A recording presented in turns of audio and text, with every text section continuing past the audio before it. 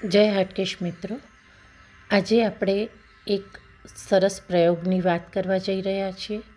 આપણે સમાજમાં ઘણીવાર ઘણી વ્યક્તિઓ, પરિસ્થિતિઓ એ બધા સામે ક્યારેક ટકી નથી શકતા હોતા.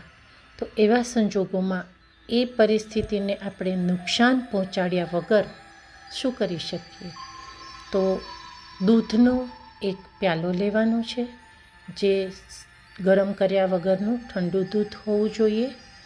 ફ્રીજમાં મૂકેલું દૂધ પણ ચાલી શકે.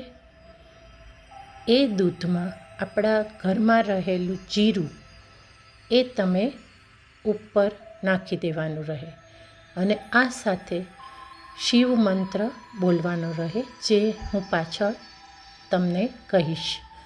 એ મંત્ર બોલતા બોલતા તમારે દિલથી પ્રાર્થના કરવાની છે કે જે વ્યક્તિ તમને તકલીફ પહોંચાડી રહી છે એ શાંત થાય, તમારા બધા જ ચક્રો જાગૃત થાય અને તમે શાંતિથી એમની સાથે ડીલ કરી શકો. તો દૂધના પ્યાલામાં જીરું નાખ્યા બાદ આ રીતે ચોકડી મારવાની છે, જે નેગેટિવિટીને દૂર કરે છે. તો મિત્રો, આટલું કરવાથી આ રીતે નેગેટિવિટી દૂર થાય છે અને તમે દુશ્મનો સામે અથવા તો એવી પરિસ્થિતિ સામે સુંદર રીતે અડગ ઊભા રહી શકો છો. આ પ્રયોગ નાનો છે પણ કરવાનો છે. ઓમ કુંદકેશ્વરાય નમઃ.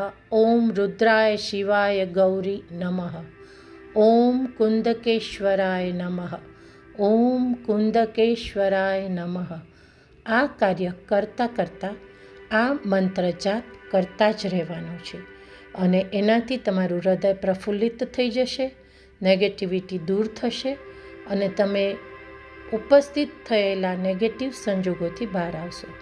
આપ સૌનો ખૂબ ખૂબ આભાર. રાધિકા બક્ષીના પ્રણામ.